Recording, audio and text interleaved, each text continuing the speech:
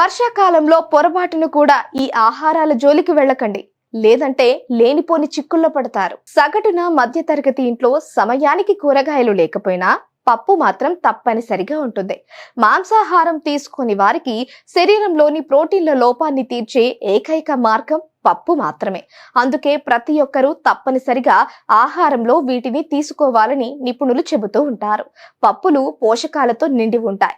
Protein, పీచుతో పాటు magnesium, phosphorus, zinc, iron వంటి వివిధ మినరల్స్ పప్పులలో లభిస్తాయి. పప్పులు తినడం వల్ల శరీరంలో పోషకాహార లోపం తలెత్తదు. పప్పులు తింటే ఆరోగ్యానికి నష్టమేమీ ఉండదు. కానీ వర్షాకాలంలో మాత్రం వీటిని తినకూడదు. విచిత్రంగా అనిపించినా ఇది నిజం. ముఖ్యంగా వర్షాకాలంలో ఈ కింది 3 రకాల పప్పులు అస్సలు ముట్టుకోకూడదు. వర్షాకాలంలో గాలిలో తేమ ఎక్కువగా ఉంటుంది. ఈ సమయంలో తగిన జాగ్రత్తలు తీసుకోకపోతే గ్యాస్, గుండెల్లో మంట, కడుపు ఉబ్బరం వంటి సమస్యలు సంభవించవచ్చు. కందిపప్పు తినడం వల్ల కూడా ఇలాంటి సమస్యలు రావచ్చు. పప్పులో ఫైబర్ పుష్కలంగా ఉంటుంది.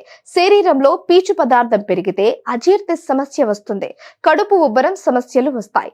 శరీరంలో అసౌకర్యం ఏర్పడుతుంది. రాజ్మాను బాగా ఉడకబెట్టి తినకపోతే జీర్ణ సమస్యలు వస్తాయి. ఈ పప్పులలో protein, fibre, iron, copper, potassium ఉంటాయి. వర్షాకాలంలో రాజ్మా తినడం వల్ల అజీర్ణం ఏర్పడుతుంది. చాలా మంది శనగలు ఉడికించి లేదంటే మొలకెత్తించి తినడానికి ఇష్టపడతారు. వర్షాకాలంలో ఈ పప్పు తినకపోవడమే మంచిది. శనగలు లాభదాయకంగా ఉన్నప్పటికీ ఈ సీజన్లో వాటిని తినడం వల్ల గ్యాస్, ఉబ్బరం సమస్యలు వస్తాయి.